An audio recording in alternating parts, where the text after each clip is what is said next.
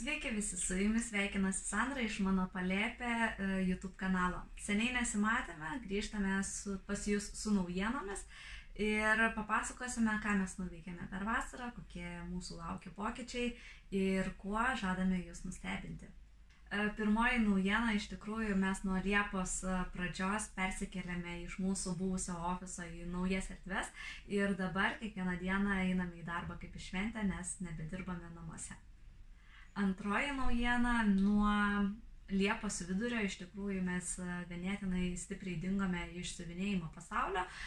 Tiesiog nesidalinome, ką mes veikiame, dėl to, kad nusprendėme nustoti vien tik tai svajoti ir galvoti, kaip būtų faina išleisti savo autorinius rinkinius, bet tiesiog ėmėme, pradėjome daryti, testavome ir šiandien galime pasidžiaugti pirmaisiais mūsų bandymų rezultatais. Taigi jau esame išleidusios 3 pirmosius savo rinkinius ir labai džiaugiamės. Tai viso ko pradžioje mes tiesiog pasidarėme schemas, jas siuvinėjom, daugardėm, derinom spalvas, keitėm tiek schemas, tiek atspalvius, kol galiausiai gavome tokį rezultatą, kokią mes ir tikėjomės. Tuomet galvojame, kaip tai apipavidalinti, ieškojom partnerių, kurie mums padėtų kokybiškai atspausdinti dizainus, viršelius. Tuomet mes turėjom ilgą dizaino procesą, kuomet derinom, koks mums tas viršelis turėtų būti, kad atspindėtų mūsų visą viziją ir visą tą įsivaizdavimą, kad pats rinkinys būtų malonus ir liesti, ir žiūrėti, ir iš tikrųjų ir siuvinėti. Taigi, pradžiai parodysiu, kaip atrodo rinkiniai, o tada keliausime į trumputėlę apžvalgą. Taigi, vienas iš mūsų pasididžiavimų yra šie gnomai. Iš tikrųjų dar turim 3, kurie yra išsiuvinėti, tiesiog laukia savo pataisymų. Tai tikėtina jie pasirodys šios savaitės gale. Taigi, o šie 3 ryškiaspalviai gnomai, tai čia aišku matosi tik vaisiliukai. Turim, iš tikrųjų jų dydis yra visai toks nemažas. 9,8 cm aukščio, tai čia aukščiausias yra, bet jų visų 3 dydžiai skiriasi. Tuomet turim 17 spalvų, siuvinėjom ant plastikinės kanvos, tad iš tikrųjų ganėtinai smagiai ir lengvai siuvinėjasi. Patys dizainai atrodo štai tokie. Šitas ir šitas. Labai maloniai siuvinėjasi, iš tikrųjų aš juos kiekvieną išsiuvinėjau, man atrodo, per vakarą. Aišku, kiekvienos vakaras yra suprantamas skirtingai, vienas skiria 5 valandas, kitas kokias 2. Kol kas šitie dizainai yra štai neapipavidalinti, bet kodėl jie neapipavidalinti? Dėl to, kad mes vėlgi galvojam, ką mes galim padaryti tokio, kad būtų kuo paprasčiau viskas. Ieškojom ir iš tikrųjų radom partnerius, kurie mums tieks filcą, taigi mūsų parduotuvėje jau galima įsigyti ir filcą. Tai spalvų bandžiau surinkti visas video, kad galėčiau parodyti ir galvojom, čia kokias 4 bus. Ir juokas jų iš tikrųjų yra nemažai. Tai turim baltą, tuomet turim raudoną, tuomet turim juodą, turim žalią, turim rožinę, oranžinę ir turim dar geltoną. Tai iš tikrųjų šitas spalvas mes derinom prie dizaino ir kuomet jūs jau norėsit įsigyti šios autorinius rinkinius, matysite apačioje yra rekomendacijos, kokių filcų galite pasiimti tam, kad galėtumėt pilnai užpildyti. O šiaip pačiose rinkiniuose yra tiek plastikinė kanva, schema kaip siuvinėti, instrukcija kaip siuvinėti, adatas, siūlai, na viskas. Apart to, kaip kita puselė atrodys, nes vienos gali tuos dizainus prisiūti, tarkim, prie drabužių, prie kuprinių, prie batų, prie striukių, kitos galbūt dės filcą, dar kitos gal dar kažką sugalvos ir panašiai. Tai tiesiog jau apipavidalinimas lieka jūsų fantazijai. Taigi, tai va, šis rinkinys jau yra prekyboje, galite tiesiog įeiti į meniu juostą, ten pasirinkti parduotuvę ir autorinį rinkinį ir ten jau viską matysit.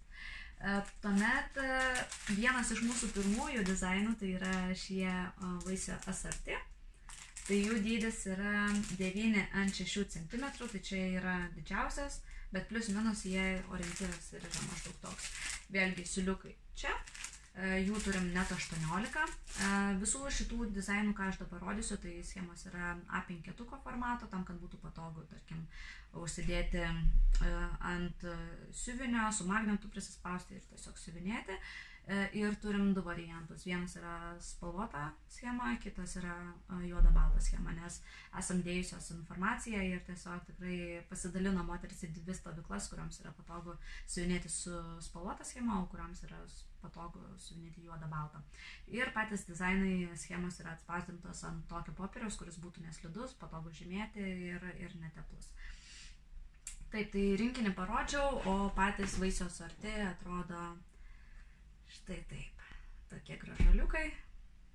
Vėlgi tai yra, galima sakyti, vieno vakaro siuvinys. Galvoju, kad aukštyn kojom neparodyčiau. Ir štai va toksai. Taip, tai kaip minėjau, kitos pusės dar kol kas yra neužtaisytos. Ir trečias rinkinys yra štai toks knygų skirtukas. Pagalvojom, kad labai daug siuvinėtojų ne tik siuvinėja, bet ir mėgsta skaityti knygas. Mano pačios knygose dažniausiai būna skrajutės reklaminės arba šiaip kokią nuotrauką įdėta, tai pagalvojau, kad vis dėlto noriu pasidaryti tokį skirtuką ir iš tikrųjų netgi šito dizaino dydis kilo man iš to, kad aš iš Lenkijos parsivežiau skirtuką ir parsivežiau keletą dar dovanų kitoms savo draugiams, tai tiesiog nusprendžiau, kad tokio dydžio norėčiau turėti ir skirtuką, nes mes esame įpratusios turėti tos mažiukus tokius, kur, tarp kitko įsidėti, bet man norėjosi, kad tas skirtukas būtų toks kaip meno kūrinys, kuriuo mes didžiuotumėms ir kuomet atsiverčiam knygą, visada džiugintų mūsų akis. Tai jo dydis yra ganėtinai nemažas, 6 ant 20 cm, bet iš tikrųjų labai maloniai siuvinėjosi, jokių apadų, nieko, čia nežinau, galbūt kaip influencerės daro.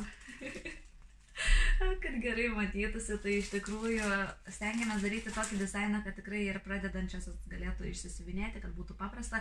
Ir tų apadų, jeigu matysim, iš tikrųjų yra labai nedaug, tik tai šakelės matosi truputėlį ir viskas. Norėjusi kažkokio tokio lengvo, elegantiško akcento. Taip, iš paruoštų rinkinių yra tiek.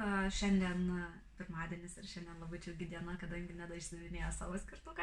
Tai šitas skirtukas greičiausiai pasirodys. Šitas skirtukas greičiausiai pasirodys naujame leidime, ką mes dar padarom.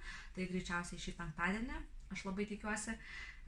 Ir iš esmės šitas ir dar turėtų dar vienas šviesiai violetinis būti, tai aš manau, kad tiesiog tos 3 rinkinius turint arba į vieną komplektuojant visus 3, tiesiog galima turėti draugių iššūkį, kuomet 3 skirtingos draugės, kurios mėgsta ir siuvinėti ir skaityti knygą, galėtų kiekviena išsisiuvinėti po skirtuką. Tai labai graži idėja, labai tikiuosi, kad mums ją ir pavyks įgyvendinti.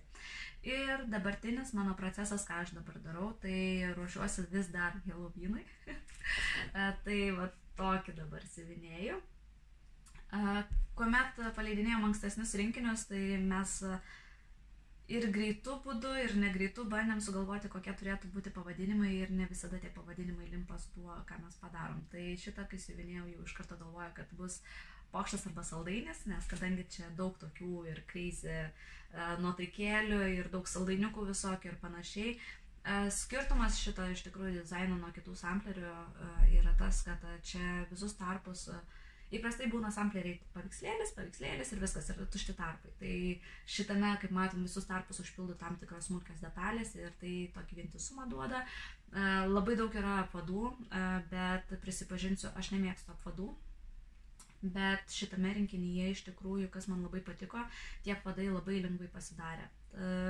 Mes siuvinėjom ir ilgus dygsnius, ir trumpus, ir reikia per kryželio kraštelį, ir per vidurį, bet ganėtinai iš tikrųjų viskas smagiai siuvinėjasi ir nebuvo iš tikrųjų nuobodu. Tai principe man liko čia skrybėlė ir 2 vaiduokliukai, kuriuos artimiausiu metu pabaigsiu ir tikiuosi, kad šitas rinkinys, jo leidimas taip pat bus šį penktadienį.